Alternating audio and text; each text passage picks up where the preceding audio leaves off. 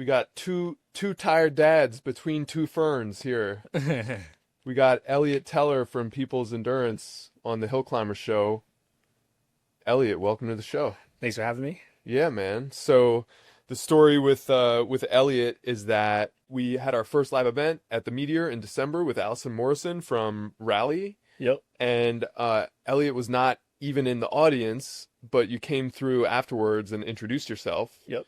And that was the first time we met. Yeah, over the last few months, not even that long, spent a lot of time with Elliott. He's been really helpful with kind of coaching us on cinematography and content, and we'll get out into Elliott's background. But I wanted to highlight meeting you at one of our events because that's why we throw the events. Yeah. You know, Yeah. it's to build a little community and especially an ecosystem around things like Elliott's startup. We'll talk all about Elliott's apparel brand, and figuring out ways to collaborate like this and support you and get the word out. So thanks for coming out to that event. Yeah, dude, of course. I think the IRL, or the in real life stuff, has been pretty cool. Yeah. Like my work, like even when I was in corporate, was just like all of a sudden everybody remembers you just kind of went home one day. Yeah. And then kind of didn't go back unless you changed jobs. Yeah. So yeah, for the most part, I've been pretty like cooped up in the house. So It's nice to get out of the the house. in real life stuff hits. Right. I'm actually out there. That's the idea. And Yeah. and you know, we love obviously the audio, the video part of the podcast, but like you said, the IRL hits a little bit different. Yep. And speaking of IRL, so you and I connected, we hung out that night, and then you came over to my house. Yep. And we had like a 2.5 or 3 hour long Yeah. conversation. And another reason I was excited to do the show today is just to talk about creative inspiration, brand. You've got some history with filmmaking and, Yep. and cinema, and needless to say, all of these influences kind of feed into what you're doing now. So I wanted to start, go way back. You're from Texas, one of the few and the proud here in Austin. Yeah. And where'd you grow up, and can you tell us a little bit about that? Yeah, so originally from Texas. I've always lived in Texas, like permanently for the most part. I grew up in Garland, Texas, which is like a suburb outside of like the greater DFW area. So, yeah, I mean, not a whole lot going on. Just played sports there. I mean, Yeah. pretty like average, like middle class suburban life. No real complaints. And one thing we have in common is a love for soccer. Oh yeah, Can you tell everyone about your experience playing soccer? And yeah. I mean, it was just like sports 24/7 growing up, which Yeah. was really sick. Yeah, I have there's other siblings in the family, but one thing I would say, especially my mother did really good of, is making everybody feel like the world surrounded around them. Okay. And so that boiled down to like if we had games, she would like force us to go like to the other person's, events, You had a a cheering dance section. recital or Yeah. like whatever. So yeah, we were just 24/7, pretty much sports. I don't know how my mom did it being a single mom. But yeah, I mean, played everything, and then soccer specifically is what was kind of like the primary thing Yeah. growing up. Yeah, I mean, anyone that's kind of familiar with like the club system, grew up playing club soccer. So, made it to FC Dallas for a little bit, and then went on to play a little bit in college, tore my ACL, and then Wait, so were you in the FC Dallas system, like the? the early days. Yeah. So, I'm born in 1991. Okay. So, in the U.S., that's about when they started the academy system specifically, where they're kind of replicating what you would see kind of in the European side. So very early days, like literally the 91s, and I think there was some 90s, were like the first bunch Mhm. to like come up through that system. So I didn't make it. Yeah. Okay. Very close. I mean, we were trained and everything, but Yeah. to be honest, I wasn't very focused. Okay. Just like no Typical kid. Yeah. yeah. Like my male role models were pretty much like my coaches Okay. growing up. So, Yeah. like I still keep in contact with a lot of the people that I kind of like admired, Yeah. kind of drew influence to. The guy's name was Paul Pritchett that I grew Okay. up playing with, and he was like militant, but he taught me to take care of my stuff. Right. Like don't show up to practice with dirty cleats. Right. Just he was very polished, took care of the things that he owned. I always noticed and appreciated that about his house. It always smelled clean. Mm-hmm. It was orderly. So, yeah, just like little stuff like that, it just rubs off on you. But Yeah. yeah, growing up playing was like absolute blast. Like Yeah. I think about it, especially now being a dad. I'm like, dude, I had a really good like I went to to be the able to go store through and that. got my son a soccer ball, a Yeah, size 1 soccer ball. yeah, Like can't wait. yeah. Jack, he's officially like I'll hold his hand and he'll run and kick, but he's so excited to do it. He doesn't stand on his own yet, so he'll like spin, and I'm like worried. He's like gonna rotate his arm and like pop Right. his arm out of something. Right. So you ended up playing a little bit in college too, or? Yeah, that was kind of like the natural evolution. Yeah, went into college and then yeah, played basically a year there, and then that's when I tore my ACL. So Got it. then, Got it. yeah, it wasn't very fun. And how did that feel as, young guy, soccer player, having that part of your life? Yeah, I mean, like anybody else, that's your world, and then it comes crashing down all at once. I'm trying to remember, man, it's been so long. I just remember being like, finally, really like trying to exert myself to like all the way down to like don't be on your feet during the day, to like save every ounce of energy you have for your training sessions Mm-hmm. and like really focus on your recovery. Because I Mm-hmm. think that's like the misconception with professional athletes. People don't understand. If you're like operating and you're around the people that are, at that level, they're not like all just kind of like horsing around outside of practice and like having fun, which kind of sucks. You get FOMO. Yeah. So that's why a lot of those guys that play video games, Yeah. because they're just like, you have to stay off your feet. Right. Otherwise, you're not gonna be able to compete. Yeah. Because if you're having a bad training session, once or twice a week, you're being judged on every little decision you make Right. on and off the field. Right. So, yeah, it was just go from that to then like, oh, I was doing everything right, and then you just get unlucky. Yeah. And yeah, I There's mean, a it big happened in the game. hole to fill after Yeah, something like that yeah, I was happens. so bored and just lost, but I was fully focused on like, okay, how can I bounce back? But at that time, I actually tore my ACL the night that I turned 21. Okay. So, yeah, just kind of remember there thinking like, all right, how do I get back? But then in the back of my mind, like, oh man, like getting, and not getting old, but like old in the sense of like getting picked up from a club. Yeah. It's like, man, this isn't good. Right. So, yeah, that turned into basically playing college football. So Okay. I stepped on and I kicked for a year Okay. at the same school. About halfway through that, like I totally changed my body. Like I was basically went from being like almost like a cyclist build, like no upper Lean. body, Yeah. at all, Yeah. to then like being built like a slot receiver. And to be honest, I was really bored. Mm-hmm. Like really bored. You just sit, practice, and you can't like kick all practice long because there's not really a whole lot you can do besides help the club do whatever else needs to get done around there. Just try to be useful. Right. But yeah, all that I guess like, all right, business school. So I just like quit everything and just went and focused on my education. Got it. Yeah. And did you bring some of the competitiveness you had in 100%. sports to academics? Yeah. Yeah. I'm like, I mean, you probably guess 100 miles an hour. Yeah. Doesn't matter what I'm doing. So, yeah, I mean, that's kind of how I started getting into the film side Mhm. of stuff. I basically was just like, well, I'm 2 years into my education. None of this really applies to like a business degree. So I just was like sitting there thinking, okay, what's the math? How quickly could I get done? Yeah. I just buckled down and just like scrapped everything I'd done pretty much for the previous 2 years, apart from like a couple semesters. And I just like, ate Hit the the sandwich and just like Yeah. knocked out my business degree in 3. And part of what drew me to that school actually was I ran into a professor who I'd had in a course, and she was like a hard ass. Mm-hmm. Like, I would say she was pretty much like, Do you remember which course it was? yeah, she taught in the marketing Okay. department, but she was like, if you didn't text somebody an hour earlier, that you were going to be running late, she's like, yeah, you're not on your shit today. Right. You know what I mean? Right. So yeah, she was just kind of like what I was looking for in terms of like having that coach, that would, be on the Mentor. sideline. What really kind of drew me to that person specifically, her name was Dr. Browning, was they were working on a project that was film related.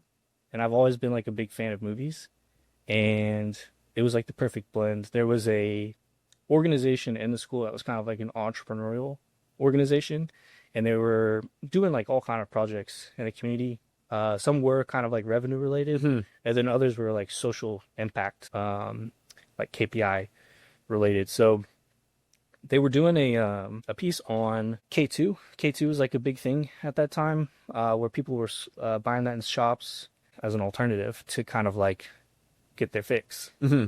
And so it was kind of at that weird pocket of time where they were And I don't know what K2 is. K2. So basically, it's a I don't know the exact leaf if there's a specific leaf, but essentially it's like grinded up leaf, and then they put a chemical on it, Hmm. and that chemical is ultimately what kind of like Gives you replicates buzz or like an equivalent. So the problem is it's not regulated. It's done in a lab somewhere overseas, and so it's kind of like don't know what's gonna happen or Yeah. how your body's gonna react Yeah. to it. So this was kind of at the peak of like people getting into bath salts and like all kind of wild stuff. Yeah. But this stuff was like you could just walk into a shop and buy it, like a Right. pet shop. And of course, it's labeled like, "Hey, like not for human consumption," Right. you know, all the things. But yeah, this was in Amarillo, and there was a kid who had bought some stuff, and then it didn't turn out well for him. Ended up dying. So they were highlighting this like epidemic of deaths that were happening, not just locally, but all over the U.S. Right. stemming from this problem.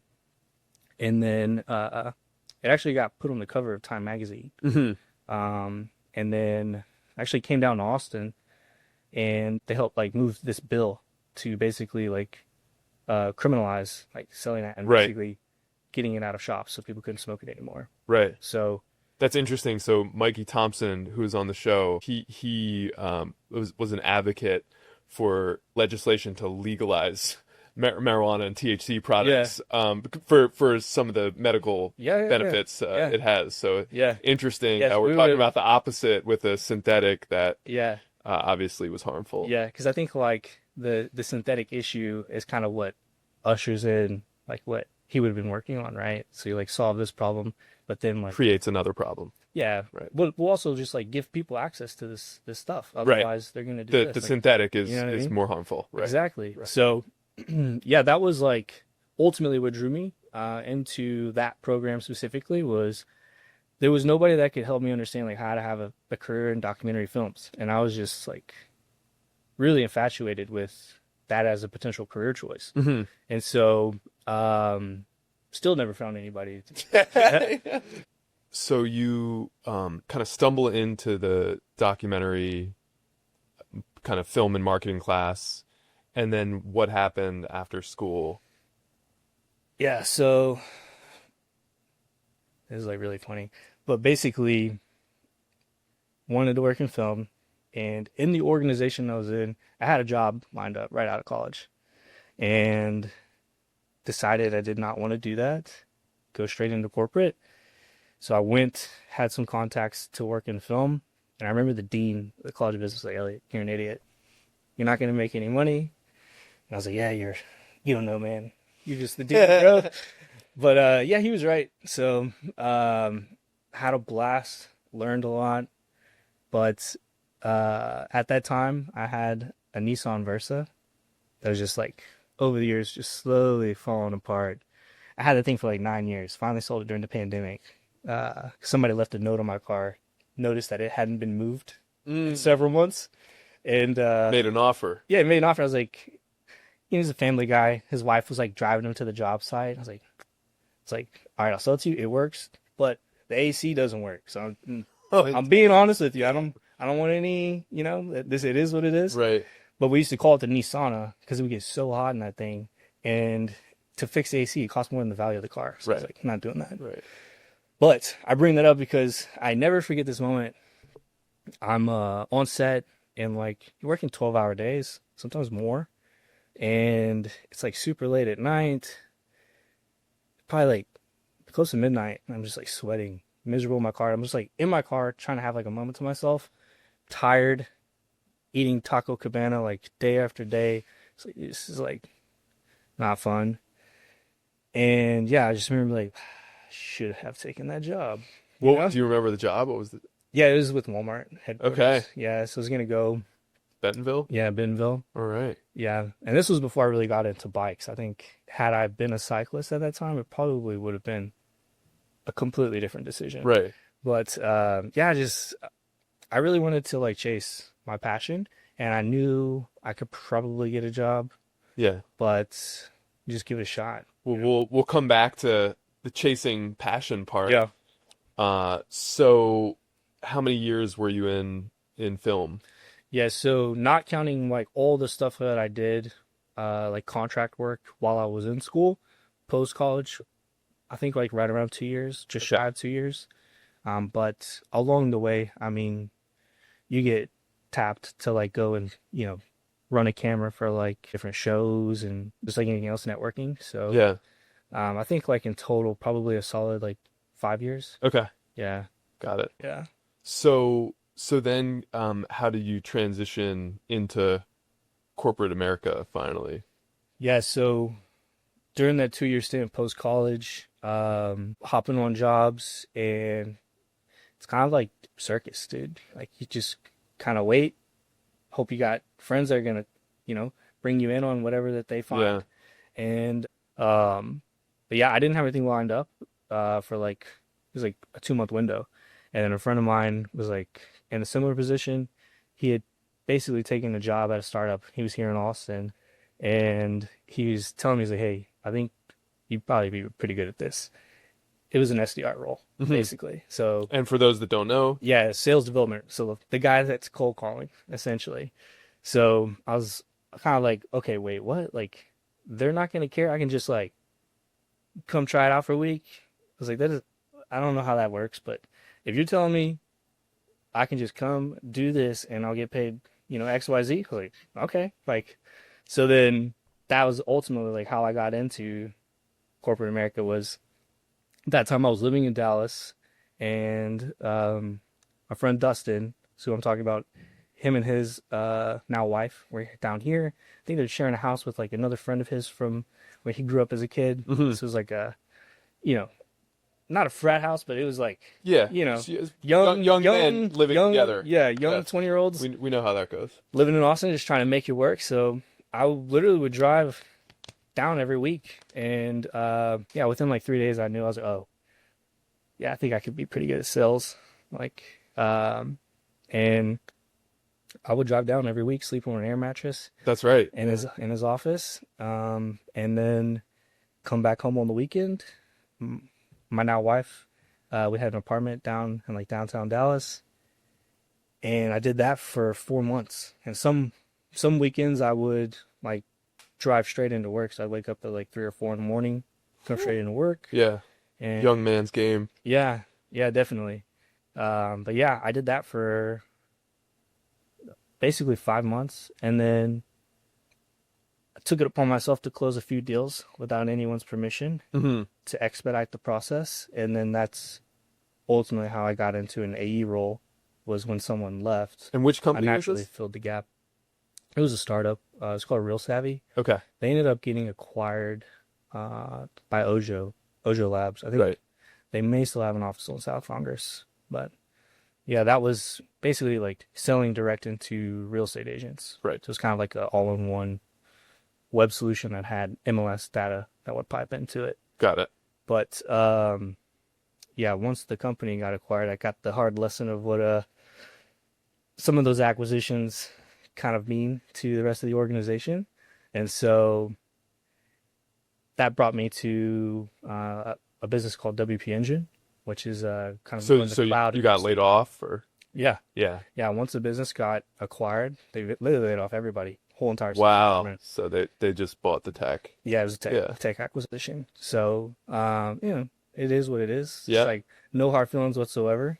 But yeah, it was, and I'm still friends with the guy who owns the business too. Hmm. So we have a relationship where there's absolutely no animosity or anything there. But yeah, once that happened, I was like, man, okay, so how do I not have that happen again? So I kind of did my research, and it's like, well, all these like software companies are popping up, but like how do they operate? Like what is like kind of powering these companies? I didn't really know anything about the internet, to be honest. So I went on a deep dive, immersed myself, and I was like, whoa, I didn't know like literally the internet is just like cables running in the ocean. And then that turns into like data warehouses. And I just went down the rabbit hole, and I was like, okay, this seems pretty like reliable. Like it doesn't matter. if the company does well or not. D This is always WP going to need to get Engine bought. being a WordPress. Correct. Yeah. So WP Engine is a WordPress specific hosting Okay. provider. The reason people come to them is because they manage the solution on their behalf. So like if you're a business owner, you don't have to worry about spinning up the server, making sure it's safe, it's up to date. Like you focus on like The business. the marketing of Yeah. the business, etc. And then they're really known for their customer support, and just like being available, having very like well trained people Hmm. to help you solve whatever it is that's going on. And if anything, which inevitably will go wrong, you know exactly where to go Right. and get it fixed. So, but yeah, that's how I ended up there, was just kind of like scratching my head of like not wanting to get laid off again. Yeah. So like something that seems a little bit more reliable. And at that time, I was picking up more film gigs just to kind of like cover the bills. And I had an opportunity to work on Fear of the Walking Dead. Hmm. And it was like an 8-month contract, pretty good pay. And so basically I was like, okay, I have this job to the engine, and I have this film job, which is like arguably one of the Things that you would work on. yeah, film jobs I was gonna have, is on the production side. And yeah, I just didn't have it in me. I was like, had to make a hard decision on myself of like, okay, this seems more fun, but this is like what you need to like And how old were you? have a house and stuff. Oh man, I don't remember. Probably, oh geez, I don't know. Let's just call it like 25, Okay. maybe 26. Well, that's Around that age? that's relatively young. Yeah, I always, when I have these conversations with people, I always share that my clock, I felt like, really started ticking faster in my late 20s. yeah, So that's when I didn't have the things in my career lined up that I wanted to. Yeah. I hadn't had like quote success Oh, on my yeah. terms, and I started to put a lot of pressure on myself. So for you to start doing that, it sounds like you were a little bit younger. yeah, That's interesting. yeah. I'm actually glad you said that, because like I don't know what you call it, that sensation of like the pressure that you do It's from called yourself. anxiety. Well, yeah, definitely anxious, but I felt like I think I remember specifically at that point in my life, and this is why W Pigeon as a company means a lot to me personally, is I have always been 100 miles an hour, whatever I do, and I never felt like I got what I put in, and I was just like basically like left with the bag, or like working tirelessly and just not really reaping any reward that felt like it was leveling up my life. And so WP Engine and just working in sales, Yeah. those are like two critical things in my personal trajectory of like what gave me kind of like a way to kind of make it up to Well, the I next think level of owning a home and in those stretching on money. times, you're also learning a lot about yourself. You're figuring out what you bring to the table. Yeah. And it's nice to realize, oh, I bring more to the table than I thought. Yeah. And that's where some of the confidence build, and that's where Yeah, the career starts to build. 100%. I think literally within like a year of working in sales there, I went from the mindset of like, man, how the hell do people own a house? Like, you have like, where are these jobs? Down payment? Where are these Yeah. jobs, dude? Like, how is this possible? You know, and complete 180, Yeah. like complete 180. Yeah. Now, granted, I brought up the film thing of the other job because I think there's a saying like that stuck with me as a kid: is a blind squirrel finds a nut every now and then. Hmm. You just got to get lucky. And I made the decision that I made, and it was stemming from being laid off and wanting a little bit more reliability. Well, I made that decision basically November of 2019. And then that February Right. is when COVID happened. Right. Everything went online. And so it was just like gangbusters. Yeah. And so we worked so hard, and that was the first time I was like on the gas, like Nonstop. sleeping like 4 hours a day, 6 Yeah. hours a day max, and just like drilling away, mainly because I knew there were people getting laid off and they needed help, like other businesses, like getting stuff back online. It was like this dichotomy of like, I'm lucky that I have a job, and I'm extremely fortunate that like, given the nature of what's going on in the world, like I have an opportunity to not only help people, but to like There's incentive. do really well Financial incentive. financially. Yeah. And so I was like, I'm not going to waste it. I'm going to work as hard as I possibly can And I think there's always these like little moments that happen in the world where there's these things that are going on, like that are chaotic. And if you're just optimistic and you're looking, you will always find like whatever it is that you're actually like after. I think you have to be in the mindset and you have to have the eyes Yeah. to find it. So I think one big takeaway from COVID was that a lot of us going in, I think most people going into it had this doomsday outlook on the economics of what was going to happen in the economy, and uh, in a lot of cases the opposite happened. Mhm. There was, if you put money in the market at that time, there was a big economic windfall. Yeah. So If you buy the right Zoom. yeah, right, or Shopify or whatever it Yeah, yeah, yeah. was. Well, I say like it's those little bus, like somebody's wedding. Peloton. Somebody's dad was like, yeah, I put money in Zoom, but it was like not the right Zoom. It was like the other Zoom. I say, oh shit. Yeah, I forgot about that. But yeah, but that's a formative learning experience because you realize, like, especially with economics, like no one's got the crystal ball, like with the tariffs right now, no one knows. No, I think the longer you're in corporate, you realize that like everybody's just doing their best. Yeah. At the end of the day, and I think just being easy to work with, being like attentive when you are present, and just kind of like executing quickly and like doing your best not to miss the mark. And if you do, it's okay. Yeah. Just fess up and own it. But I found that is kind of like, once you understand that, and then you can like operate with the sense of grace, that's where like the sweet spot is with not just working and selling into other corporations, but being on the same like wavelength as like the other people that are on the other end of the call. Mm-hmm. So In trying times, right? yeah, Yeah. yeah, exactly. Yeah. So the other big question that we haven't addressed yet is how you got into cycling. Yeah. So literally COVID. So I don't remember the exact ages, but let's just call it like 27. ACL tears at 21 and then to 27. Basically just kind of like saw my body go from being in like college sports fitness level shape to slowly turning into like, oh, I'm not getting like heavier. But what you don't realize is all the muscles turning into fat. Mm. And then you start to gain weight. So kind of like the weight stays the same, but then you just look way different. So, I've never heard it described that way. yeah. I mean, working in sales, you pick up some bad habits. Yeah. I was never like a tobacco user, and you just at that desk all day, like, dude, I need nicotine. Yeah. Or like, so you just kind of like not take care of myself, like no way to run away from it. And in your head, you're still this, this Mustang. You weigh know? the same, right? You can still just go out and like tear it up in the D1, level. Right. No, not at all. You're just like, why am I breathing heavy going to the mailbox, dude? Like, this is not good.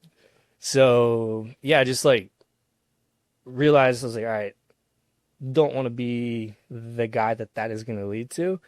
And yeah, one weekend randomly, I was like, hit up a friend of mine in the neighborhood and was like, let's do a sprint triathlon. And it wasn't like a sanctioned event. It was literally just neighborhood. I was like, we can use the bike that's in the gym. We can run around the neighborhood, and we'll use the community pool. Yeah. It was a sprint, so I don't know the exact distance. Not far at all. Yeah. Oh my god, it's like destroyed. I was so gassed. The bike was the least crappy out of all the events that we did. Didn't even finish the swim, to be honest. It's like it was one of those things where like, oh, we got in there, like, oh yeah. Whatever. Good today, yeah. Let's go eat. We could have done Let's that. go We eat. could have finished it. Yeah. So, but yeah, I think once you kind of like kick your butt a little bit and then recover from it, I like The was like, endorphins kick in. You're like, oh, yeah, that all right, that's what this feels like. Yeah. Forgot about that. But yeah, just the bike, I like grew to love it pretty quickly. It was the least, terrible out of the three for sure at that time. And I liked the like exploring that it gave me and then like covering more ground. And I remember like riding in the neighborhood and like, dang, 13 miles. Oh, so far. Epic. So Epic, bro. deep Yeah. fit. You know, the next week, maybe like didn't ride. The week after, why am I dying? And it's 3 miles in. Like, oh my God, my legs are like blowing up. And then you kind of like, I just was like recognizing quickly, you have to kind of get over this hump. Right. So once I got over that hump, crushed a 20 miler. I was like, Okay. oh, dude, Cooking. we're in it. We're cycling. We're cyclists. Time to go buy some spandex. Oh yeah. You know, this is the By the way, Fred evolution. your taking place. timing was similar to mine with Breakfast Club, right? Probably. Like you started riding not long before that kicked off. Really after. Yeah. Yeah, I think they maybe had like one or two, Yeah. like before I Yeah, went so for the it was first time. kind of lost missed opportunity. I did not meet you at that or if I did, we didn't remember each other. You probably wouldn't have recognized it. I had a little extra, had some extra weight on me. I had a disgusting beard. I told my wife, like that does. It's like, We gotta pull up some photos in the shot. oh God. Yeah. Well, maybe we'll I wanna see the we'll share the disgusting Fred beard. photo Yeah. for sure. But yeah, the beard, no, that one stays. It pops up on the Amazon photo. Dude, Now on the what a TV. difference a few years makes. Oh, big God. time. I'm like, the second you even think I'm gonna start doing that again, just cut it in my sleeve. Don't let it happen again. Please. That's the most, it's just gross. Like, couldn't believe y'all wanted to be around me with that on my face. Yeah. But yeah, just remember vividly just getting addicted to riding like night and day. I was playing golf like quite a bit too. 'Cause I enjoy like technical things and like thinking about like, okay, how do you like improve? Because even when I was a kid playing soccer, I would come home after the game, didn't matter how I played, and I would just play back the entire game in my head. Mm-hmm. And I can remember like, oh, when this happened, it was because like 2 or 3 things happened before that. You can do this, this, and this, and maybe it'll like play Improve your out this game. way, Yeah. right? And so I like golf, but golf is hard, dude. Like really hard. Yeah. And I would say it was not coming home like super Please super your pumped. performance. Yeah, which, you know, you're spending, let's just call it like $75 on average to play around. Yeah. Which I probably didn't need to be doing anyways. It was like, just go to the driving range, dude. Yeah.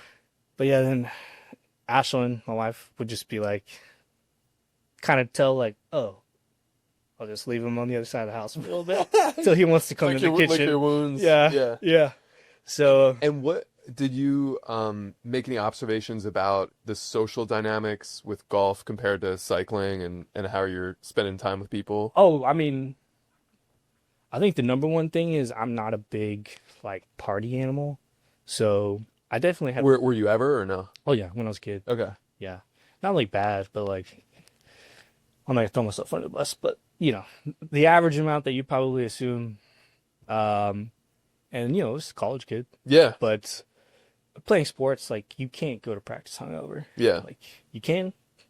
I did They're plenty, I did plenty of times. You're gonna get punished for it Yeah. on your own before the coach punishes you. Right. So That's a good lesson to learn. yeah, so yeah, I think like I just really did not enjoy like being hungover. Yeah. Just feels like a bad use of time. And then So a lot of times like the golf was mixed in with yeah, it was just drinking yeah. And then also like I'm okay with like putting my foot down. So like I'm not gonna make you feel do whatever you want. Right. Like I don't care. Yeah. Like if you want to drink, you want to do whatever, dude, have at it. But if I say no, that means no. Yeah. And like don't be weird if I say no. Who cares? Like why are you so bent out of shape about if I want to drink a beer or not? It's like doesn't matter. So The psychology here is fascinating because to me that inherently means that whoever you're playing golf with is insecure about their consumption habits and are Probably. foisting them on you. potentially, Yeah. yeah. I mean, I'll let them make that decision. Yeah. But yeah, But it's annoying. there's something to be said about that. But you know, again, like I would say they might not be like where I was at, right? So in terms of wanting to make a change or like recognizing that I could benefit from changing, Yeah. and a lot of that was stemming from I was riding, and I would do like a 40, 50 mile ride, and then I'd go play around, Mm-hmm.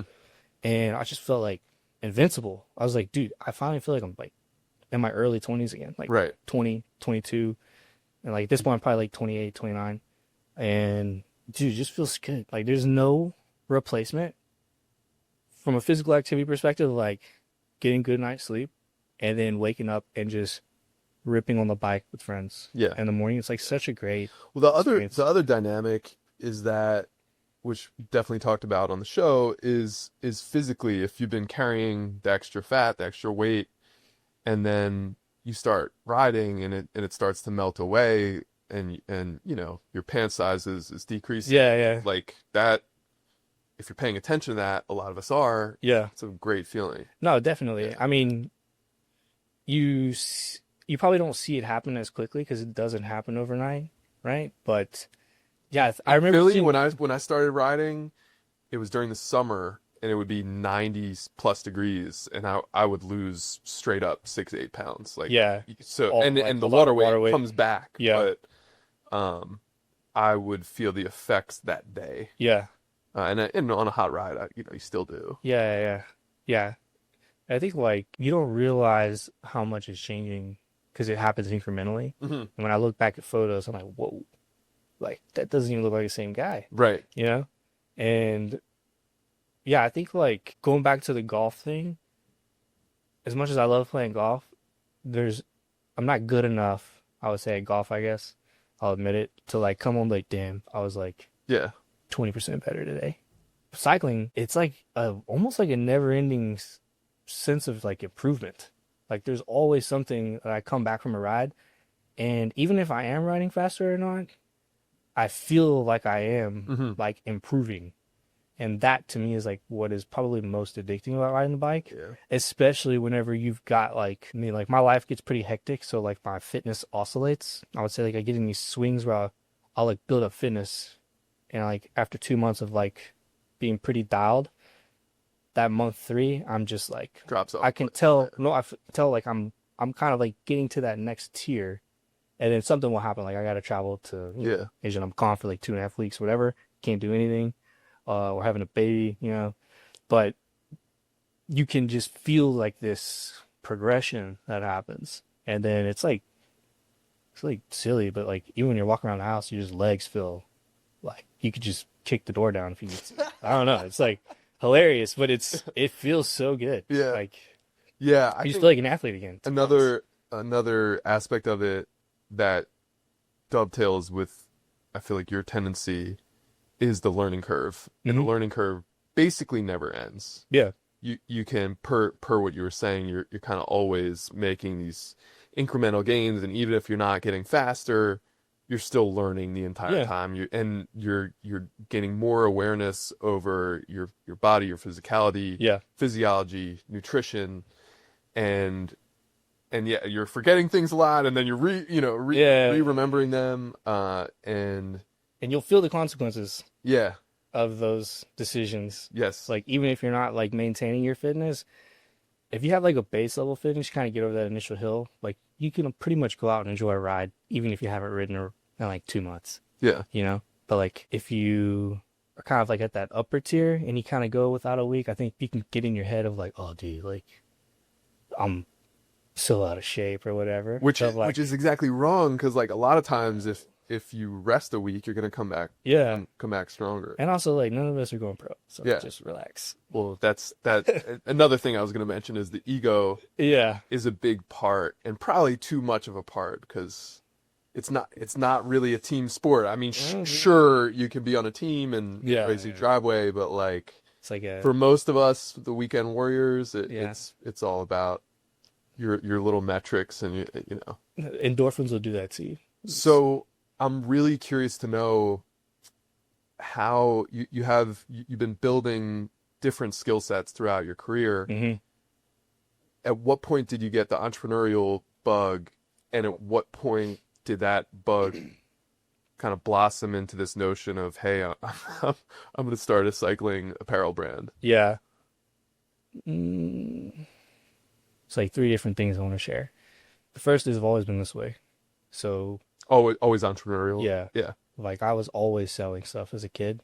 Yeah, like I wanted to have like a lemonade stand. Legitimate. My mom had a hair salon growing up, And so I was finding things that I could do in the salon. And like my mom, I think, was really good about teaching me to identify how to like, Add value. yeah, Yeah. like what are people's needs and then how do you charge them for it, Yeah. basically. And so it was like folding tiles, sweeping, all these things. And I was like, oh, so then once I ran out of stuff to do, I'd make a list and I'm like, okay, I could do this, this, and this. And I started setting my own price points, you know? Yeah. But that turned into like, okay, let me do a lemonade stand, you know? So like buy Country Time powder. And Texas is hot, man. Oh, yeah. Yeah. I would have it outside the shop. And I was like, okay. So when I could get a sense of like, okay, here's all the appointments that are happening. And like deep down, I knew all you gotta do is ask. None of my mom's customers are gonna say no. Like it's money. Like you can just, she's got 12 clients coming in today and there's 5 other stylists in there. Yeah. 50-50 probability that they're gonna, you know, let the little kid, Yeah. you know, sell them the lemonade. I was like, all right. That's a good conversion rate right there. Little Win Dixie cups, like the dental Yeah. cups, Country Time lemonade pitcher. And yeah, I think it was charging like 50 cents a cup. Yeah. It's like ridiculous. It's like really expensive if you think about it. But yeah, I remember I came home with like, it was like under $20 that day. But I was like, dang. Ballin'. When you think about it, it's like, let's just call it 16. So that's like 32 customers. Yeah. It's pretty good. Yeah. Pretty good. Not to mention And you got folded towels and Yeah, everything else. you got the inside scoop. You know who's coming yeah. through. You know what the schedule is. Yeah, It's that was cut. that was my first. If you ever seen, what's the movie Blow with Johnny Depp, with the money just, Yep. that was what it felt like. I was like 4 years old. It's Beautiful like, mind. Yeah. this is it. This is life. But yeah, that turned into, yeah, I like got in trouble in school for making like beads and necklaces and just like anything I could sell. Mhm. It's like I was like, oh, these vending machines don't have the good snacks. I'm gonna go get the good snacks and I'm gonna carry them in my bag and I'm gonna sell them. And I would get like put in like rack Yeah. in school suspension for doing that because I would basically just like do it anyways. I was like, oh, Capitalism, bro. yeah. I was like, Can't hold me down. I'm trying to show you guys, like, if you want to make money off these vending machines, Yeah. all you gotta do is just just buy what I'm buying and put it in there. Yeah. You can easily solve the problem. So yeah, it was like stuff like that. And then in high school, my mom also, being a single mother, she wouldn't allow me to have a job before I was 16 because she would have to put the kids in daycare. So I would watch my younger siblings and she would work, she would make more money. And how many siblings do you have? So technically, there's 5 children total. Okay. Both my parents have a kid, and then I'm the first. So we go 1, 2, and then I will be third, and then I have a younger brother and a younger sister. Got it. But I grew up with my mom's daughter, and then my dad's daughter. She grew up with her mother. Okay. But yeah, I would take care of the other 2. We're all 5 years apart, so it's a pretty big gap. Wow. And yeah, that was kind of like the next stint. It's kind of funny of my entrepreneurialism is Yeah. I randomly met this guy who was bootlegging, basically. So CDs, DVDs. everything. Okay. Yeah, clothes, purses, watches. Okay. Like basically like what you guys see on Alibaba Yeah. right now. This was like 2006. Mm-hmm. And so it was like the first time I was like, dude, how is he getting this stuff? And he had been communicating with people in Asia. And then that was like the first time I was like, stuff comes from Asia? Oh, like, yeah, there's a bunch of factories over there. And then, There's a few. Yeah. yeah. So that was like the next piece was doing that to make money and probably like self-incriminating myself here, but it is what it is. So were you working with him? You would. Yeah, like Yeah. I didn't have any money to start, and he basically fronted me a bunch of like, just like clothes Right. and stuff. And you're selling them in like high school and stuff? oh yeah, I was notoriously known as the guy who could get you stuff, basically. Yeah. And so, I mean, So, Run the so full game. just as an aside, I told Elliott before this interview, we spent a lot of time together over the last 5 months, and I said I wanted to do a kind of unscripted, unorganized interview because I wanted to learn something new about you. I hadn't shared that with you. So the slang and bootleg, Yeah. Yeah. apparel, what have you in high school. That's a good one. Yeah. Yeah. I mean, it's inevitable. People, if someone's gonna say something, you know, it is what it is. Yeah. So, yeah, I mean, But that's like in the moment, great example of yeah, entrepreneurship as at I a young age. the reason it motivated me to do it was, I don't like feeling, I don't know what it is. It's not that you should feel this way, but I just felt lesser than if I had to ask my mom Hmm. for money because I felt like it was on me Hmm. to do that, and I felt trapped at the house. So taking care of two kids, which was like its own learning experience on its own because I was like, I want to be a kid. I don't want to be here doing this. Yeah. And like drove me nuts. But then you learn to love it. And so you were, let's say you were 16 and they were 11, and I was like, your yeah, siblings were I 11 was like and 15, 6. Yeah. 16. Yeah. And so, yeah, it was just like hard to be honest. And I just did not have it in me. I just, you know, thinking back on it, it's kind of silly. You're a kid still, even Yeah. at that age.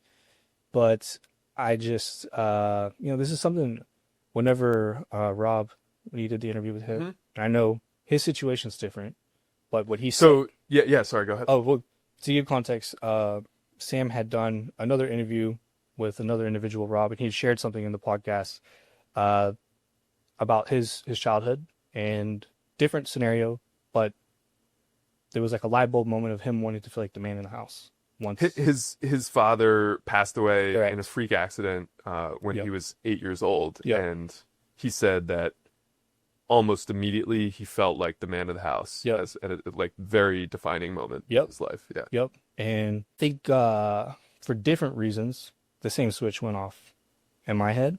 And you kind of realize quickly no one's going to take care of you at the end of the day. Like you have to figure out a way to take care of yourself. That doesn't mean in a negative way. But once you kind of realize that, I think you look at the world differently. Mm-hmm. Right? And so that responsibility at that age was like, well, like my mom is right.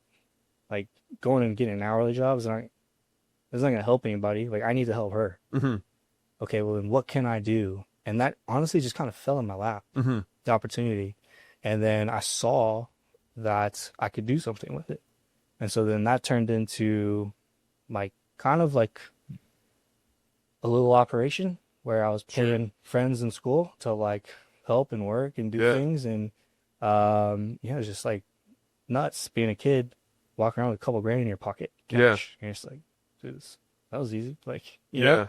And it just really fired me up. Like I loved just the excitement you get of like, okay, what does, like I'll say the market, like what does the market want? Strategy. Right? Yeah. Okay, how much cash do I have now? Okay, can he front me some product and I'll use cash? And like, okay, how fast am I gonna sell it? What's my cost of goods? What can I sell it for? Okay, probably need to allocate this much discount. And then once you get it and put it on paper and you step back, you're like, it's a pretty cool number, Yeah.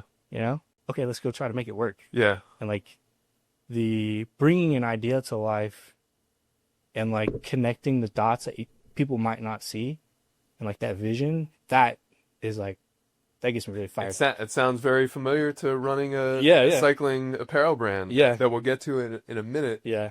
One just to go back to that defining moment for you where you realized that you were going to be the master of your destiny, and Yeah. and you weren't going to rely, on your mom, even if you were 15, 16 years old. Yeah.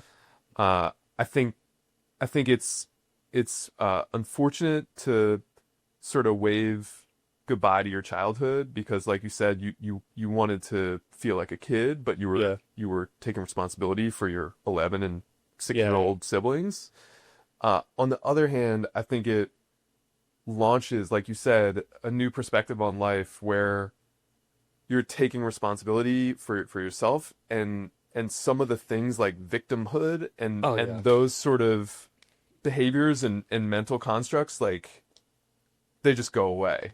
And by the way, it's been great to get to know you a little bit. Like that was something that I picked up on, I think, pretty early about Yeah. you. And one of the ways that you manifest that is through planning and through strategy. Yeah. And it's, hey, I'm the responsible one. I can't blame anything on anyone else. The best way to achieve my goals is to plan out Yeah. and try to execute against that. Yeah.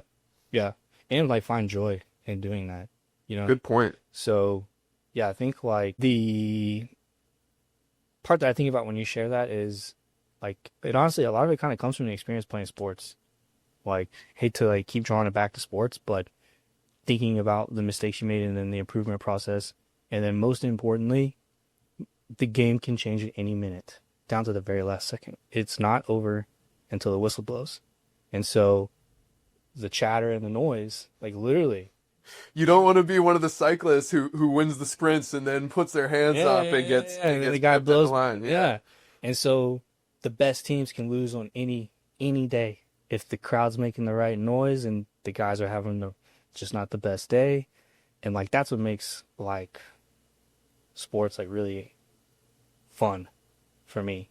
And the reason basically the competitiveness. yeah, the competitiveness and like the mental piece of it.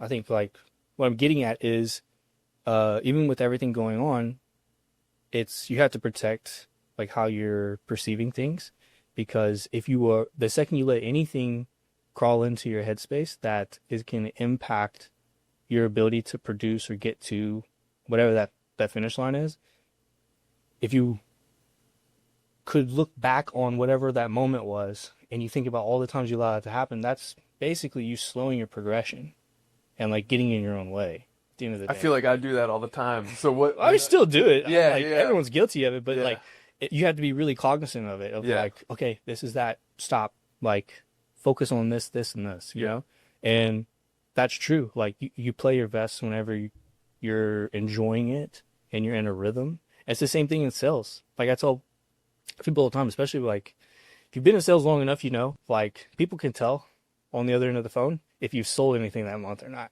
Mm-hmm. And the goal is, doesn't matter if you have. You need to be in the mindset like that's what the situation is. And the deals will come to you. And people will like pick up on that you're busy, right? And so like sales is like kind of a continuation of that. There's a lot that goes into sales, but that's a huge component. Mental. Yeah. But that's the biggest thing I think about with what you were sharing is the just not listening to the noise in the stands. Yeah. And like what's happening on the field, basically. So we've talked a lot about your early entrepreneurship, which was awesome. And again, I'm really curious to know where the spark for People's Endurance came from and how you ended up deciding to leave WP Engine and do the damn thing. Yeah, so I actually, it was a different company I was at after. Okay, WP sorry. Engine. Yeah, but the reason I left from corporate was I could kind of tell I was not going to be fully satisfied. And if that's the case, I like to be all in on everything. Like I didn't want to wake up and however many years down the road and just be like, damn, why not take the risk? Like, who cares? And it took me a long time to like have the confidence in myself, which comes from like your experiences of like feeling like, okay, do I have enough? But like we've talked a lot about your experiences. Yeah. So like, it's not going to be easy. And like whatever it is that you want to do is going to be really challenging.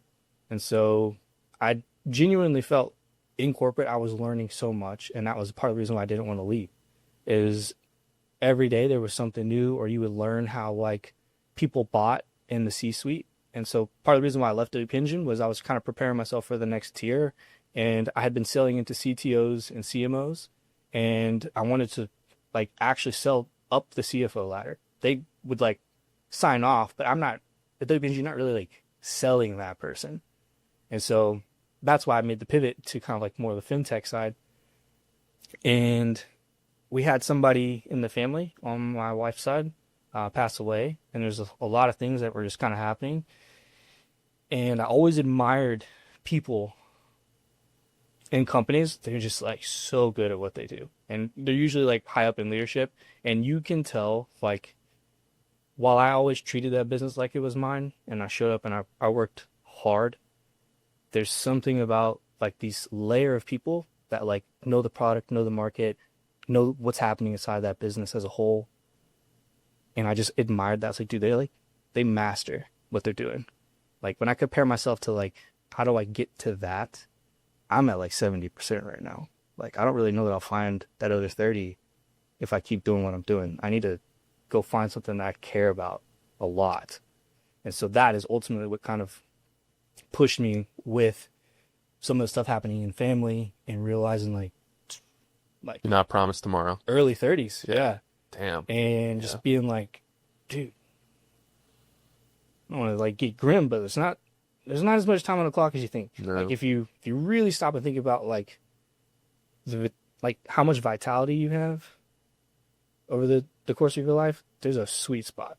Like truly. And like I think perspective will change, right, as you live through all of that, but I did not want to miss out just because I was afraid. That's what it boils down to. I guess it was summer of 2023. I was infatuated with cycling and Infatuated is a good word. yeah, I was like too. all things. But I would say even kind of like the back end of 22, early 2023, I wasn't really like, I'm going to do a cycling business.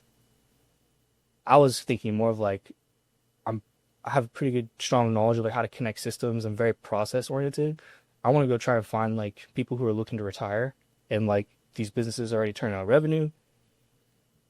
Basically do like a lease to own type of setup and then scale the back office and just kind of like make money.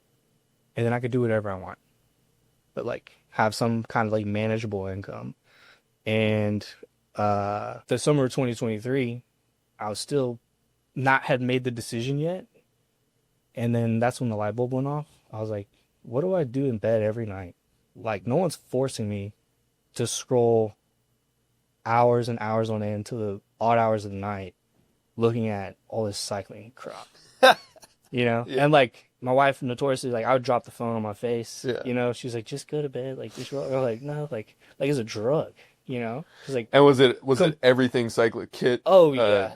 Bikes? Every brand, every company. I mean, to the point of like we were talking about earlier, all the different areas of improvement, like, oh, let me look at rotors, let me look at wheels, let me look at tires. Like it's just endless.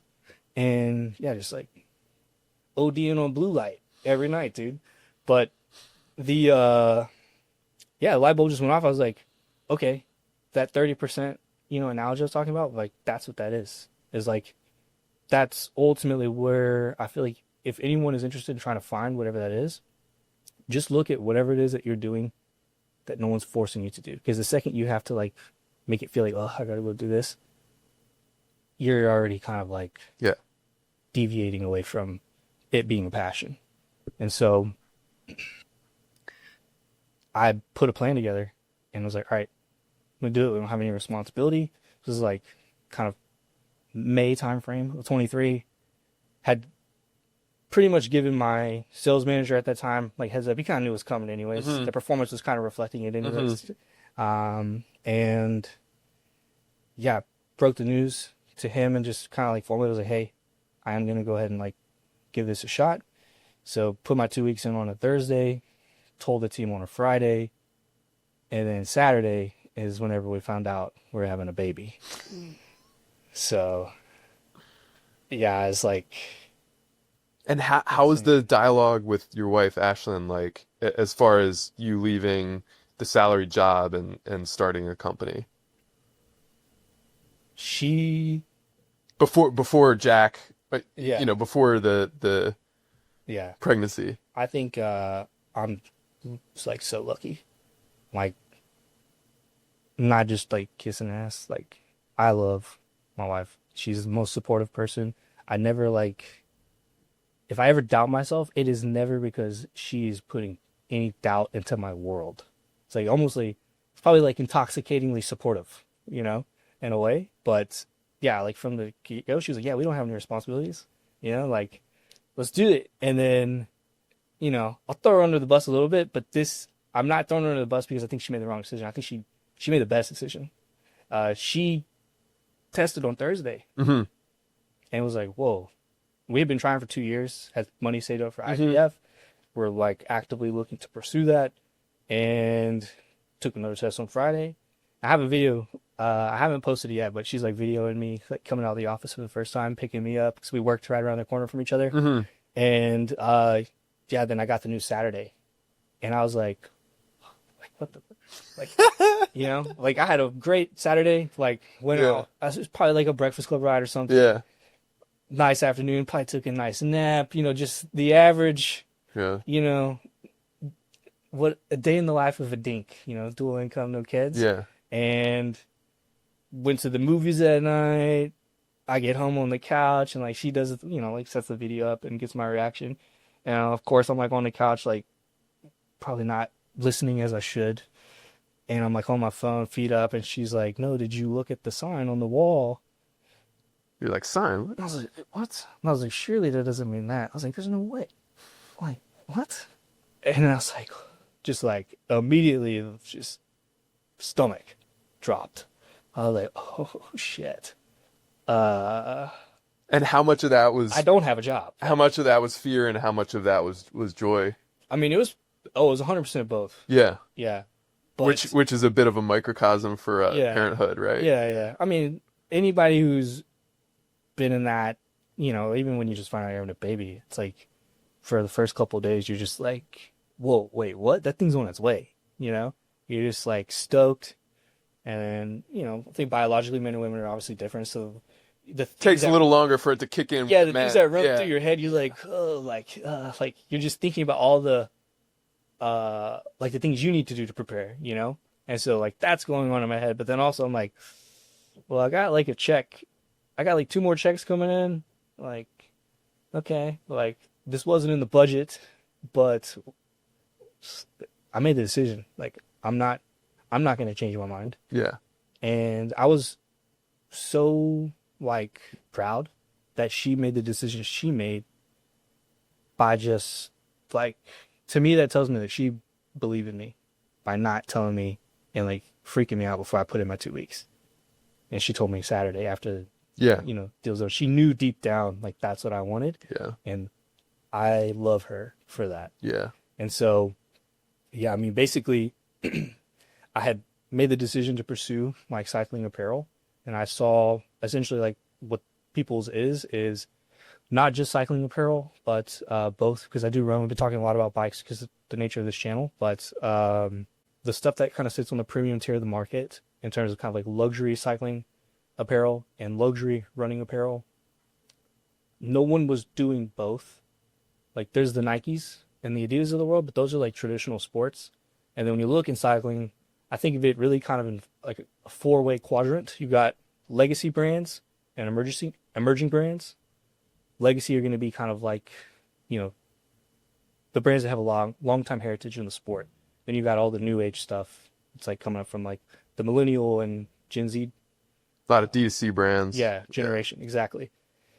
And so those would be kind of like the 2 like primary ways to categorize the market, I would say. And then inside of that, you've got kind of like the price equation, like where does stuff land? And there was nobody that I saw that was like offering a really high end median tier price pointed like product. Everything was just like people were just like fighting for like the Astronomical low 300s, or the low 200s, whether it's like bib jersey combo, like you're kind of touching close to like $600, at that stage, maybe 500, and all the way down on the other end, it was the exact opposite. So like either way, I felt like I was overpaying. So when I tell people, it's like I go up market, I get exactly what I want, but like riding my bike, just like, like, or you wait for a discount so you don't actually get exactly what you want.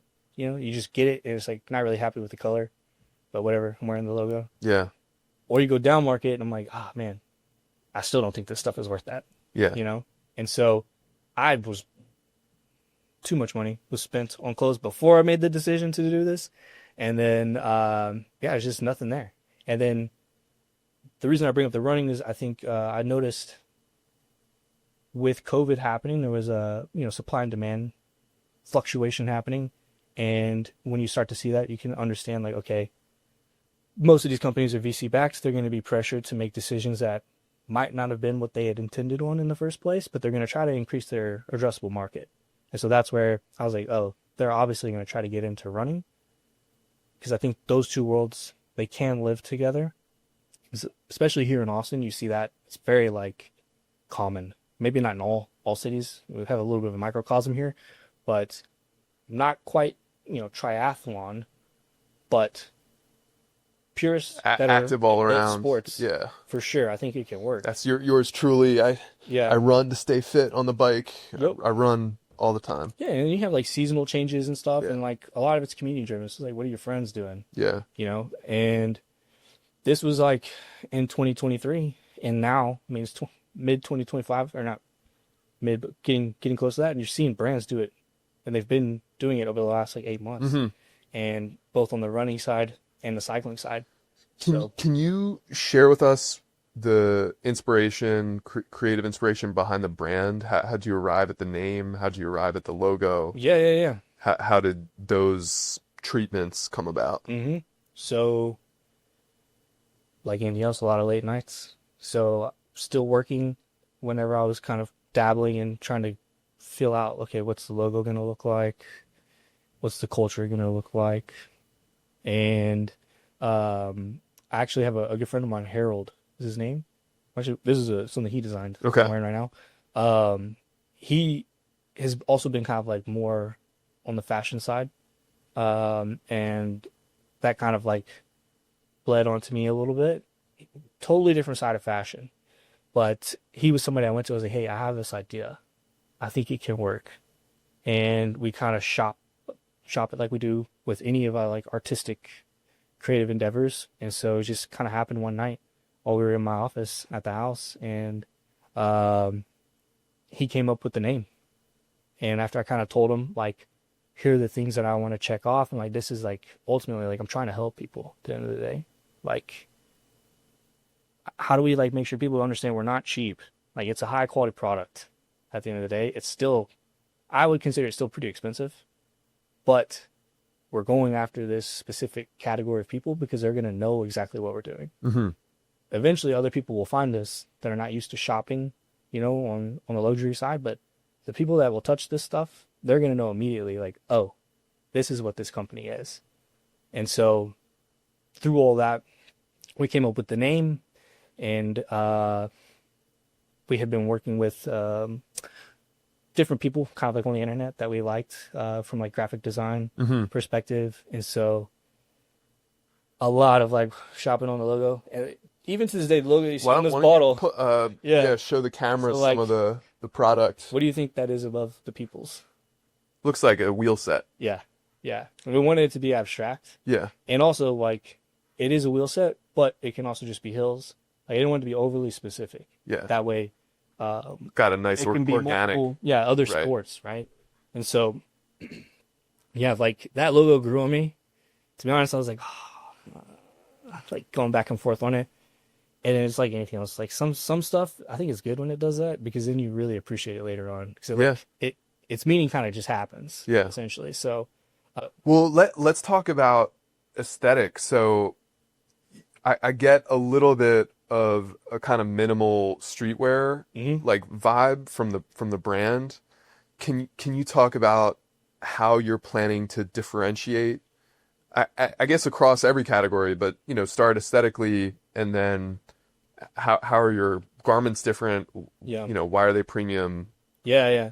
So I'd say for surface level, when you look at it, the color is the number one thing that I think differentiates us from what you see in the market. And so because we do both cycling and running, I would say that's the first one. And then the next is the color choice. And I think you're seeing it now. Like, all the companies are now doing it, but these colors were decided upon in 2023. Yeah. And like one guy putting us together. And they're vibrant. Yeah. So we have like really vibrant, almost kind of like celebratory almost. Yeah, they have like a neon tone to them. So I wanted it to be loud, but not like annoying. Yeah, I feel that. Yeah. And I like earth tone stuff, don't get me wrong. And I think they've had their time in the market, but I could tell it was like that wave is going to come crashing around this time frame. What do I think is going to be next? And there's a risk in that, because like I don't know if people are going to be down to riding that stuff. Yeah. I could be wrong. Yeah. It was a big bet to make. I was like, I gotta should trust myself. Like, for whatever reason, I'm liking these things. I need to just make it. Like, I'm really like the ultimate consumer. I spend so much money on all this crap. Yeah. Like, I need to just make what I want. Yeah. And so, I think that's prescient because what's happened recently, and my wife Caitlin has taken some like interior decorating classes online and stuff like that. Is maximalism is having a resurgence where previously for the last 10-15 years it's been sort of like mid-century Danish minimalism, a lot of earth tones, a lot of beiges and whites, and this seems to be in line with kind of like overarching new aesthetic trends. Yeah, and I would say the tricky part is how do you strike the balance with both? Because you don't want to alienate a customer base. Yeah. Because I think the minimalism is inherently millennial, and then the maximalism I think is also kind of like a little bit more on the Gen Z side, Totally. to be honest. Yeah. And so how do you create a world where they can meet each other in the middle? Yeah. And so that's like why, the fonts and things are bold for kind of like the maximalist components, the colors, obviously. But then like a lot of clean lines to still have it feel techy and like the chaos is managed, basically. So yeah, that is kind of like the ethos, I would say. And then also, hate to say it, I'm not gonna say the specific company, but like being a movie person, a lot of these colors that you see like in the arrow line and the bibs, they were influenced to some capacity by a movie I loved growing up, which was 2001: A Space Odyssey. Okay. And so now you're starting to see like all that stuff get just like thrown into commercial and stuff. But there's a specific scene I remember where all the suits are lined up. I was like, oh, I don't have the budget to like shoot something cool like like that, but like that would be sick. Right. So like I think trying to like nail something that felt like interesting and cool, but then how do I put it into the market and like even though it's art, people still need to buy it. So it's like I'm not trying to make something weird that's like really just niche. Yeah. So how do you like strike the balance of like capitalism and then also creativity? So that's where the colors were also kind of influenced by that. Obviously, like a lot of like F1. The blue reminds me of like rally car, like 80s, like just rally car. Of course, I went down little Dodgers as well. Yeah. I went down the gambit on that. I was like, got obsessed with rally. Like I was like, dude, this stuff is like the guts you have to be in that car. Yeah. Especially the guy with the notepad. Right. Bro, the notepad, trust in this dude, like the level of trust between the two of them, man. Yeah. That is a sport. But just like and the designs are sick. Yeah. Yeah. Oh, love it. Right. So yeah, just like pulling inspiration from really all over. But that is ultimately kind of like the ethos in design is stemming from not being afraid to kind of like step out and be first, even if that means you might get laughed at a little bit, But I think there's something to be said about like, even when the first time do you remember the first time you put on a cycling kit? Actually? Yeah. What did you feel? Like a goofball. Weird. Yeah. Like, why is there so much wind down there also? Like, just so awkward. It was definitely, I had hand-me-downs. They were bibless bike shorts and a pullover jersey that didn't zipper all the way down. It only zippered to the chest. So just imagining like it was like a mountain. It was a mountain, but yeah. Was the belly button showing? And I got a hairy stomach and chest. So like, yes. And I was wearing gym socks. It was not a vibe. Mountain bike helmet, probably. Right. Yeah. So how do you go about making a splash as far as social media marketing and just community engagement? What are you doing to get the word out, to get the first, I guess you launched, when did you launch? Yeah, so officially basically kind of like beginning of 2025. That's what I thought. Yeah, so we're talking 4 months in. Yeah. How do you start to drum up business from the first customers? So a lot of it is word of mouth, to be honest. Like the other reason I wanted to do this is I like to ride and meet people. So if anybody sees me, just come up and say what's up. Yeah. Like that's I think ride and meet people, but you're going to Driveway, you've come to my events. Yeah. And just kind of out there in the community. And like, by the way, that's one of my favorite things to do. Yeah. It's very satisfying, fulfilling to meet people in real life and like share this passion. Yeah, yeah. And I mean, ultimately, I want more people to find cycling. I think, uh, deviating from your question, but like part of the problem I see like in cycling right now, period, is there's a supply and demand issue. There's not enough customer base. And like when you look at the data, it's pretty obvious like some of the reasons why. Not enough customer base for what? To, I think, kind of like balloon into like a much larger thing. Sport. Yeah, correct. And so there's very few companies that kind of operate right now inside of kind of the larger cycling ecosystem, and they've got, you know, their grip on the market. And the market, I think, needs to be bigger. And I think that's ultimately why the barrier to entry is so high, is we don't have enough people riding. And then those companies, they've been around for a long time. And so there's nothing, hate to use a word, but like disrupting, you know, just like kind of rattling a little bit. But I don't think coming in and just being cheap is the answer. Reminds me of being in sales. Like, leadership does not like sales reps that are sharking accounts from other teams. Like, Yeah. you're thinking completely wrong. Yeah.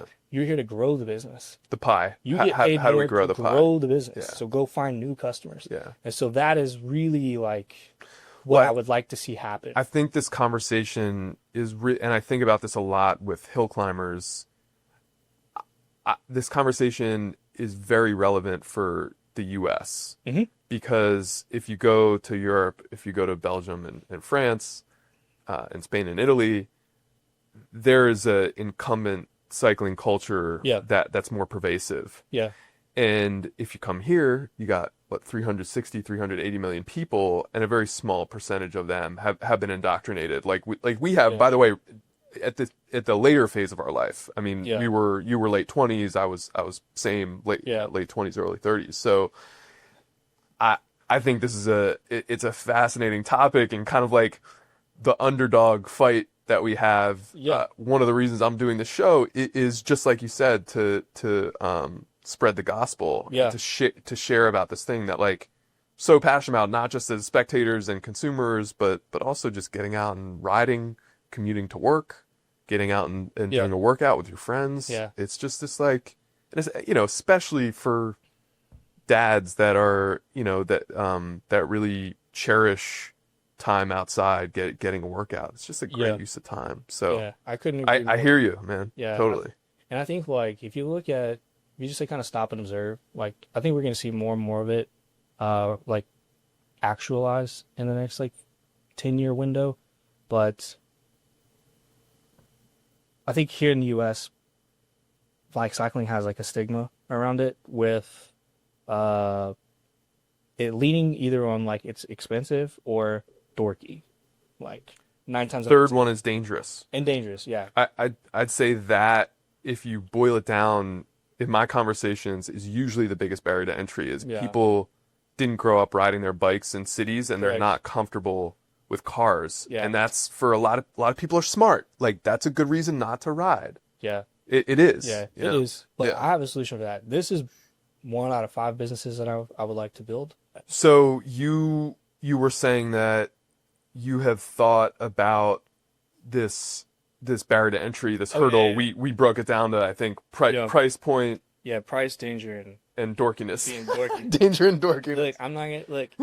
The I don't funniest- play that. The funniest thing is like, I mean, everybody cracks jokes in their home, but my wife was like, she already knows how I am, so she can see it coming. She's like, oh, before you know it, he's gonna be doing this and that. So once I start riding the bike, you know, it's like you kind of come in like, okay, like, oh, well, if you let me this now, or like it's gonna help me do X, Y, Z, just like whatever crap you've been fed online that makes you think you need something. But she's just like laughing, and I basically had to eat like, you know, my words of like cracking jokes at, you know, dudes in spandex on Yeah. the road. And then now I'm like, You're selling spandex Sit to on yeah, but mankind. that was like, you know, that was one of those moments where like, you know, and I told you so type thing. Yeah. Where your spouse gets to do that to you. I was like, go ahead, just lay it on me. Like, I know I'm here. It is what it is. I would have never thought that this is what I was going to be, you know, when I'm at this age. And then we're watching that movie, This Is 40. Mm-hmm. And I'm like, oh my God, the parallels. like Paul Rudd. Because he is an angry middle-aged man wearing spandex, Yes. little overweight. Yes. Yeah. Yes. All the things I was like, that hurts more than it did the first time I watched this movie. But yeah, barrier to entry I think is like the biggest thing, and I think it's because there's like a price problem and then there's a supply of customer base problem, and I think they feed each other.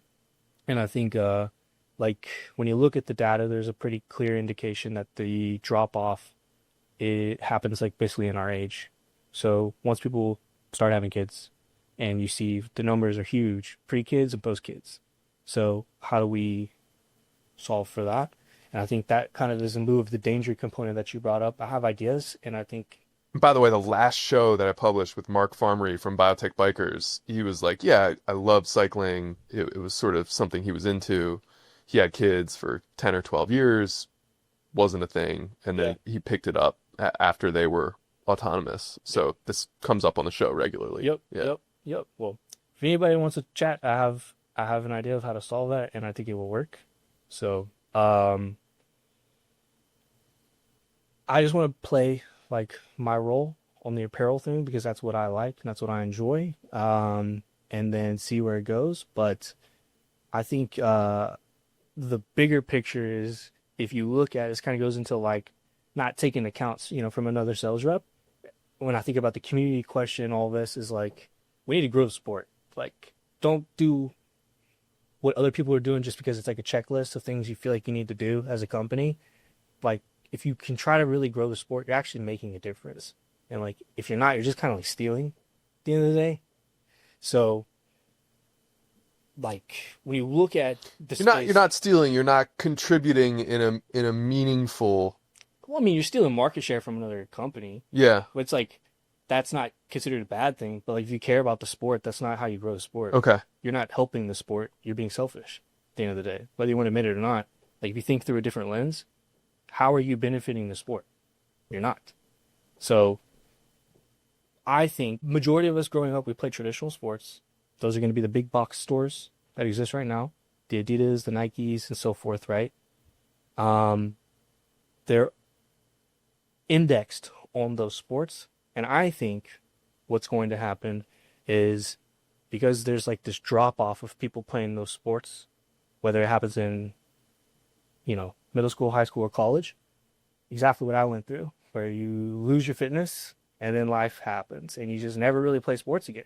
And you don't realize that. But what people don't understand is it doesn't have to be that way. Like, literally, whether you decide to run, swim, bike, play pickleball, like whatever it is, there's so much out there that can give you that same like sensation that you had growing up, to where, like, for me, I remember, the nights after school, just like the calmness of like, being at the FC Dallas facility. The grass is perfect. It's cool. There's a little bit of dew. Like, it's just like these like really serene, It's your happy place. moments. Yeah. And like, I miss that. And that's what cycling gave me back, is like those parts of me that ultimately make me who I am. And so anybody that's listening to this, if they miss that, I think endurance sports can give you that. And if you can understand that and you look at the market, we just need to like wake all these people up, and there's so much more supply Yeah. for not just cycling, but we're seeing it happen with running now. But I think that's potentially the answer. What do you think about the spike with Peloton and with Zwift and with bikes during COVID, and then there being a lot of bikes on the secondary market now because people aren't. Well, there's a lot of bikes on the secondary market anyways. It doesn't matter if they're those. But like, there was a really hopeful moment there during COVID where people, you couldn't buy a bike for a year because so many folks had gone out and bought them, and it doesn't seem to have moved the needle much, even though a lot of people should have been onboarded during that time. Yeah. Well, I think it's like anything else. It's like top of funnel, and then you have leakage. So I just think they're not doing it right. I think inside their own business, they're doing everything they possibly can. They're killing it. Mm-hmm. But I think they need to like step out and look in. So what kind of initiative are we talking about to get more people onboarded into endurance? If somebody wants to talk to me about it, I have a business plan for it. Okay. But yeah, it's a strategic advantage All for me right. personally, but I have an idea. And I think it's another industry with, it can feed the larger picture. Yeah. But Well, you already got a good name, People's Endurance. yeah, So you it'll be got separate brand. okay. Like, All right. yeah, I think I'm not going to say anything else, but It's anyone who's paying attention something to you're the sports thinking market, about. it's going to click. Yeah. But I think like the Peloton thing, people who want a Peloton, it's probably because you have to sell your spouse more often than not when you're buying something like that. So like, hey, I think it's a good idea if we get X, Y, Z. Well, I'm not like a cyclist, so like I don't want a Zwift bike. Mm-hmm. Can we just settle on a Peloton instead? Like that's how guys end up with Pelotons instead of Zwifts, or vice versa, Mm-hmm. right? It doesn't matter. Whoever the core cyclist is in the home, that's how you end up with a Peloton. If there's like a tug of war happening, if everybody's cool with the cycling and like, no, that's your thing, you just get whatever you want, you end up with a Zwift bike. Or if both of you are cyclists, you might end up with two Zwift bikes if you can afford it. So the I think it just, like anything else, it's a reaction to like what was going on at that time. Just like kind of everything else. Mm-hmm. You know, people were dying to like find, something to Dying. occupy their time. Yeah. Get So outside and I think it's good. Like yeah. I'm part of that crowd. Like, But different. it stuck with you. That's Yeah. my point. Yeah. But yeah, I think like if anybody dabbled in it and they didn't, you just got to get over the hill. Yeah. I'd be curious to hear like maybe why you didn't enjoy it anymore. But I think what I see a lot of times, people don't get over that hill Yeah. and they realize like you can actually enjoy it. There's a difference between being on the bike and counting the miles in your head. Yeah. That's not fun. I think if we're So- talking about it really practically, people had more time on their hands during COVID. So you weren't filling that with a commute. All of a sudden you had an extra hour, hour and a half, Correct. and you really are craving to get outside because we were cooped up for so long. So Yep. that was a good impetus for a lot of people. I wonder if there have been Yeah. any studies done about how many folks stuck with it as far as Yeah. it being a part of their life. What does the future hold for people? As you've been in the market now for four months or so. Mm-hmm. What are you excited about moving forward? I think just getting it in front of more people, to be honest. We're still like so early in the larger like vision of where I think this could go.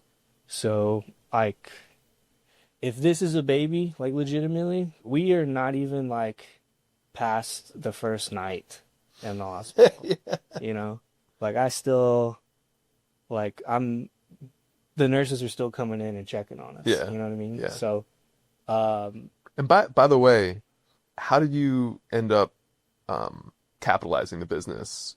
How were you able to finally purchase purchase the first run of apparel? I would say 3 critical things. So when you look at us as a business, we have a lot of product offering in terms of SKUs and variations of those SKUs. That's from strategic relationships overseas. So that's like one critical component.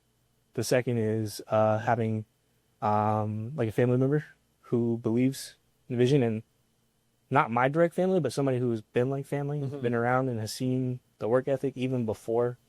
Like, remember the 2-year gap after college when I was filming? Like, one of those projects that I shot, I just completely went way above and beyond, and I've just never been any different. So they were like, yeah, I believe you. Mm-hmm. And when I had the business plan and everything, so the capital there, and then self-finance. Mm-hmm. So those 3. So I have skin in the game, not including like, the lack of salary that I take home right now, like, my own money, and then those other 2. But without those 3, it wouldn't be able to work.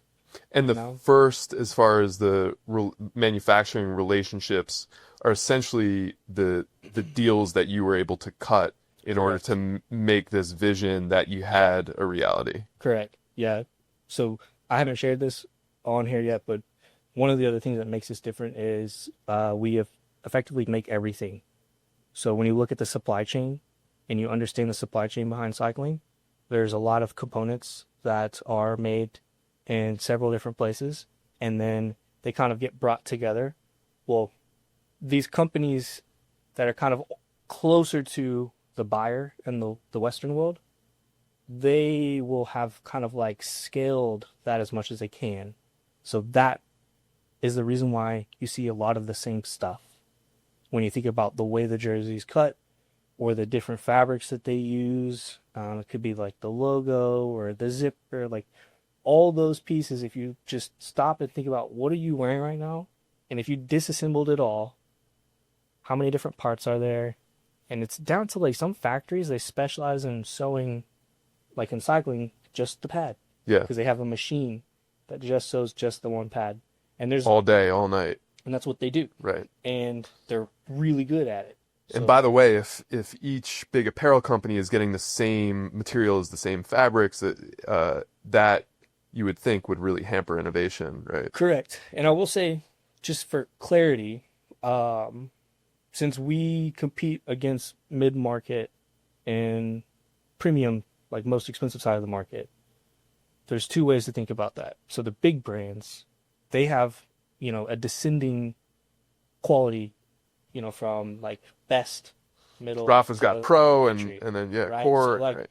I would argue some of those companies are entry and medium tier to kind of, they still have good supply chain, so they can like do things that look and feel different, but the quality isn't like, or the cut isn't really like desirable, I would say.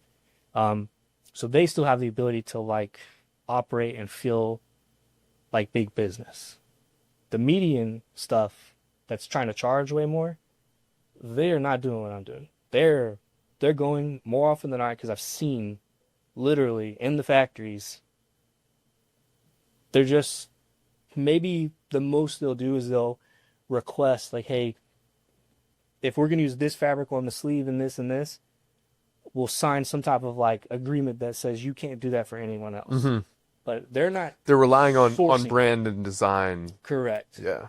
And so that's why you might feel like discouraged whenever you buy something. You're like, ah. And that's not just cycling, that's running. I mean, it's rampant in running right now. A lot of people, I can't tell you how many times I hear, like, to my own horn, they'll touch the stuff that we have, and they're just blown away. And I think, I didn't realize they were automatically putting me in this other bucket of experiences that they're having where the marketing is amazing. Like, it's really cool. But then they order the product, and they're like, dude, what is this? You know what I mean? And I have heard stories of, like, they get stuff, and these are big businesses that are real popular online. They don't even take the tags off of them, and they end up giving them away. Like, they'll find it 3 or 4 months later in their closet, and, like, still don't want to wear it. Yeah. It's like, we are not that. Yeah. Like, we're the best of both worlds, truly, where we're giving a premium level experience, but found a way to do it at a much more, like, affordable price point. Right. And that's, once again, through relationships. Through the relationships and China. selling these people on what it is that I'm trying to do, and being at the table with these big businesses. Right, because the dynamic there is that for them to do business with you, that's an opportunity cost that their machines are not running for someone else. Correct. They're running for you. Correct. And you have to convince them. So that's where the sales component comes into play, because when you're sitting across somebody who, like, doesn't really need your business, to be frank about it, you have to tell them, like, look, I know that I sound arrogant right now, but you have to be able to convey, like, and articulate, like, what it is that you're trying to do, and you have to hold your ground, because they try to get you to compromise, and every little compromise along the way, it adds up, and then you kind of end up incrementally better than the other, and you're not what you want to be. Right. So you have to be like, no, if you can't do it, I don't fault you for it. Like, no hard feelings. I'm glad we met. Maybe we'll do business together in the future, but I don't think this is the right fit. It's like, this is what I'm trying to do, and here's why. Right. And then that vision that you're pitching, that you're selling through to them, is ultimately what makes them believe in you. Correct. And say, oh, this person is really savvy. He is doing something a little bit different. This is how he's going to stand out in the market. This is how he's going to win. And that translates to bigger orders for them down the line. Correct. And there's a lot of stuff, obviously, the geopolitical right now, with Asia, specifically China. And going over there was probably one of the most, like, important experiences that I've had in my life, next to obviously becoming a father and getting married, it really shaped how I see the world.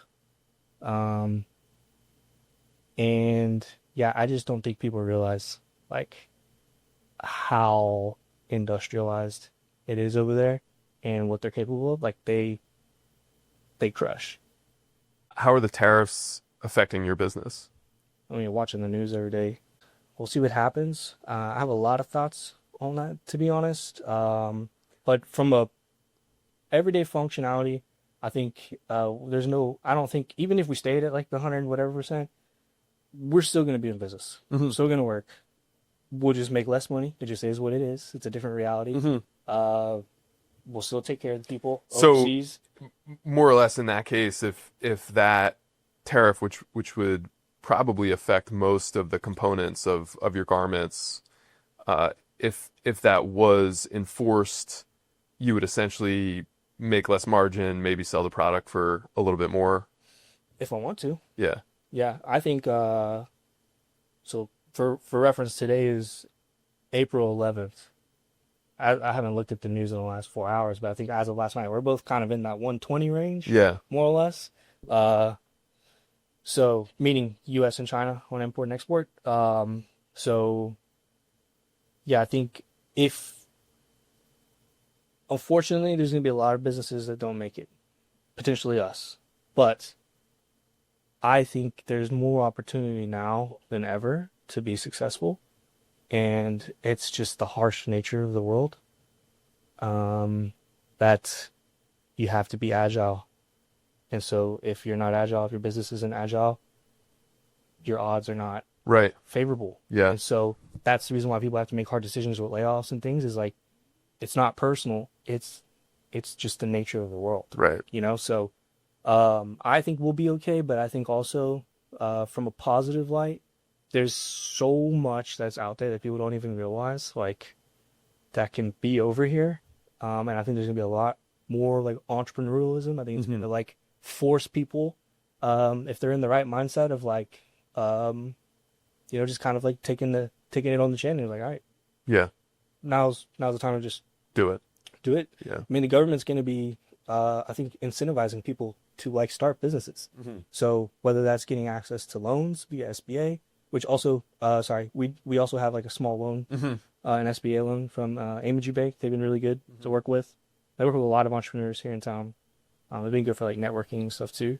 But there's a lot. I think anybody that wants to do something, you just got to research. Like, there's no black and white plan of how to do it. Yeah. But if you're not willing to connect those dots, even to a point to where you think you kind of have it figured out, that's all you really need. Mm-hmm. What you really need is to love what you do, be passionate, and like to the point of you wake up and you think about it every single day. Yeah. That goes back to like the playing sports analogy. If you can protect that, it doesn't matter if you succeed or not. You're going to walk away from it feeling like, Yeah. I did what I could, Yeah. you know? And like the rest of it, learning experiences. I can get better, but like at that moment in time, that's how I was performing. So I think tariff wise, I probably have a differing opinion. Like, I just think anytime you hear this too on the internet a lot, but I would tell people this inside companies, it feels like right now we're kind of like, in layman's terms, we're kind of in a startup, Yeah. which like it's chaos. There's a lot of like rapid change. There's parts of the employee base that are like, I don't want to be here. Like, this is too much change for me. It could be the time of life they're in or whatever's going on. There's apprehension, and people leave the company, they go somewhere else. And then there's other parts of the business that are like, okay, like, Yeah. we're gonna strap down. We'll give it a shot. I might not be here forever, but like, Yeah. I'm not gonna just walk away just because I'm freaked out. So I think that's a very simplistic way to look at it. I know that there's a lot more that's potentially dangerous, so I don't want to neglect, Yeah. the realities of some of these decisions, because it's not that simple. So Yeah. it's a startup that, like, it's backed by, Feel like this is a good segue for the last question Yeah. I typically ask, which is all of these challenges in your career, in your new startup. Do you ever consider those and the parallels in the challenges in cycling or a race. If I had to maybe boil it down to one thing, it kind of boils down to endurance Hmm. at the end of the day. And um, How fitting, yeah, the name of your company. yeah. Yeah. So I think, yeah, you just gotta sit tight. Like, don't panic and Chip away every day. don't ride the roller coaster either. Yeah. You know, like Yeah. there's gonna be ups and downs. If you want to ride it, cool, but like, don't get bent out of shape whenever you don't like how it feels. Yeah. So same thing, you learn that in sales. Not every month you're gonna be 200 300% of your number. Yeah. Like, so but yeah, I would say that's the biggest thing is just best quarterbacks can sit in the pocket and just wait. Hmm. Just watch. Yeah. It'll happen. Right. They always will. Right. So Well said. yeah. All right, man. Thanks a lot. That was exactly what I hoped for.